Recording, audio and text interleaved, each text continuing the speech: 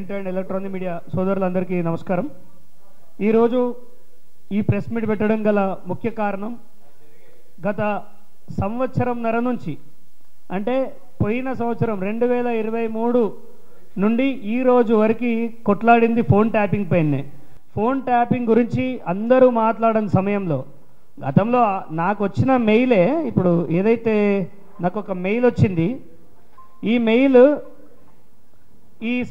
ఈ రాష్ట్రంలో ఇద్దరు చూపించారు. ఒకటి చక్రధర్ గౌడ్ చూపించిండు, రెండోది ఇవాళ వాళ్ళ పార్టీలో ఉన్న ఆర్ఎస్ ప్రవీణ్ గారే, బహుజన్ సమాజ్ పార్టీని లీడ్ చేసిన ఆర్ఎస్ ప్రవీణ్ గారే నాకు ఒక మెయిల్ వచ్చింది అని చూపించిండు. ఇవాళ అదే మెయిల్ నేను చూపిస్తున్నా. సో మీ ఫోన్ ట్యాప్ అవుతుంది, state sponsored attackers, state sponsor చేసే అటాకర్స్ ఎవరు, పోలీస్ డిపార్ట్మెంట్ అని దీంట్లో వచ్చింది. సో దీనిపైన చాలా పోరాటం చేసినప్పటికీ గత ప్రభుత్వం నన్ను పట్టించుకోలేదు, ఎందుకంటే దొంగలే వాళ్ళు కాబట్టి.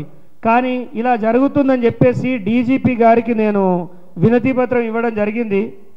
ఎప్పుడు 6వ నెల, ఇప్పుడు కూడా కాదండి, ఇది 2024 6వ నెలలో నా ఫోన్ ట్యాపింగ్ జరిగింది, నాకు న్యాయం చేయండి డీజీపీ గారు అని అడిగిన.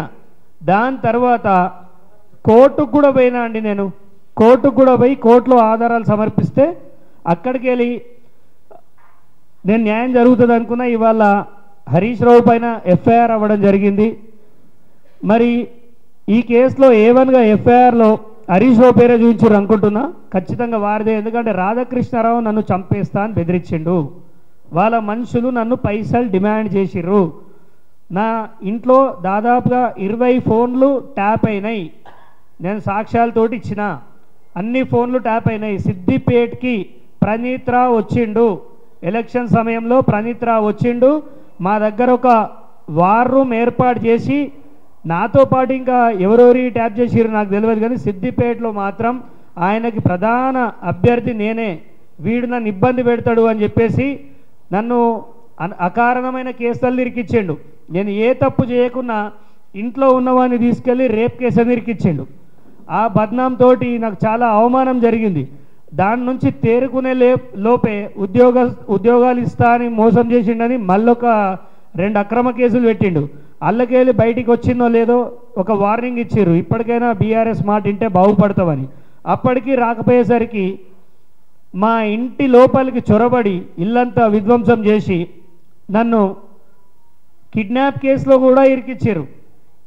అయినప్పటికీ తలొగ్గకుండా లాస్ట్ టైం నేను బీఎస్పీ నుంచి నిలబడ్డా, కాంగ్రెస్ నుంచి కాదు, మళ్ళీ చెప్తున్నా, ఇది రాజకీయ కక్షతోటి చేసినామని.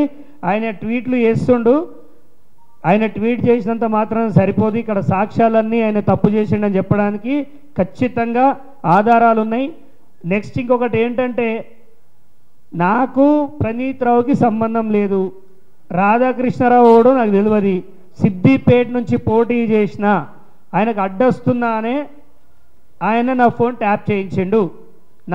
నా అనుమానం ఏంటంటే రాధాకృష్ణారావు హరీష్ రావు పేరు చెప్పిండు అనే అనుమానం ఉంది. దానివల్లనే హరీష్ రావుని మొదటి A1లో పెట్టారని నేను అనుకుంటున్నా.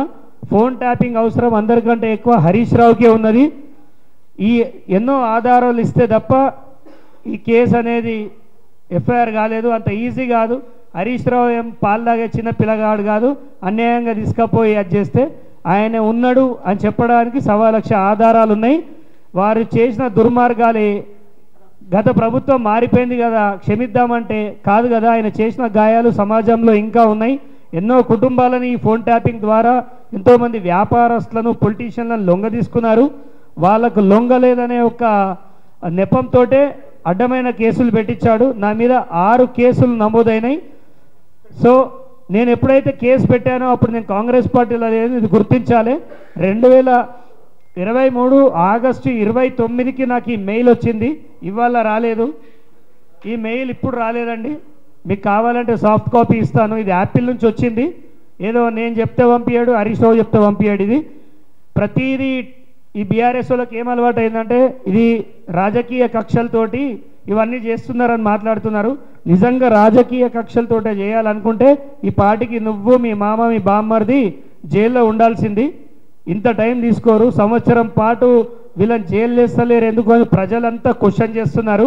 కానీ నేను మాత్రం ఫోన్ ట్యాపింగ్లో ఏదైతే ఆధారాలు ఇచ్చిందో ఖచ్చితంగా హరీష్ రావు నా ఫోన్ మానిటరింగ్ చేసిండు. దాదాపుగా సంవత్సరం కాలం పాటు నా ఫోన్ ట్యాపింగ్ జరిగింది. నేను ఒక 5 ఫోన్లు మార్చిన వీళ్ళ బాధకి.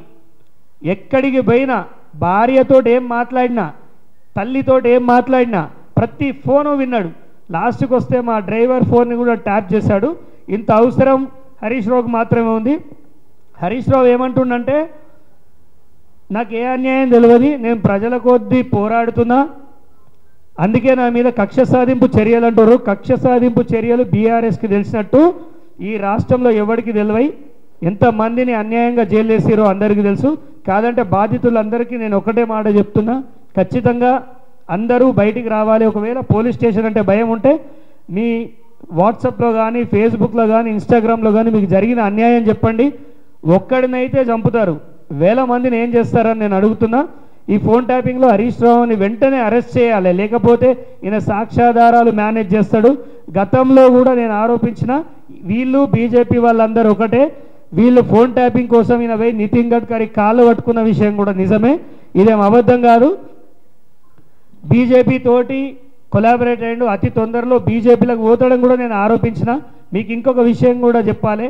మొన్న వారం క్రితం ఆయన పిఏ హోంగార్డ్ జాబ్లు ఇస్తా అన్నాడు అని చెప్పేసి వీడియో బయట పెట్టింది కూడా నేనే, ఇప్పటిదాకా చెప్పలేదు.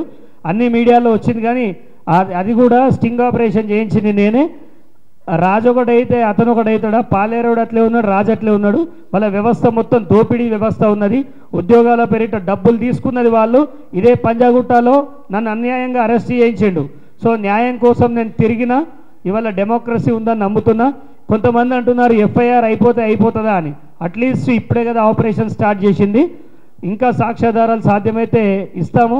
నాలాంటి బాధితులు ఎంతమంది ఉన్నారో బయటికి రావాలి, వచ్చి పోలీసులకు సహకరిస్తే ఖచ్చితంగా వీళ్ళ జైల్లో వేస్తారు. వీళ్ళు జైల్లో వేయడానికి రాజకీయాలకు సంబంధం లేదు. తప్పు చేసిండు, ఒక దొంగను ఎట్లయితే అరెస్ట్ చేస్తారో ఇతనికి అదే ట్రీట్మెంట్ ఇవ్వాలని కోరుకుంటున్నాను.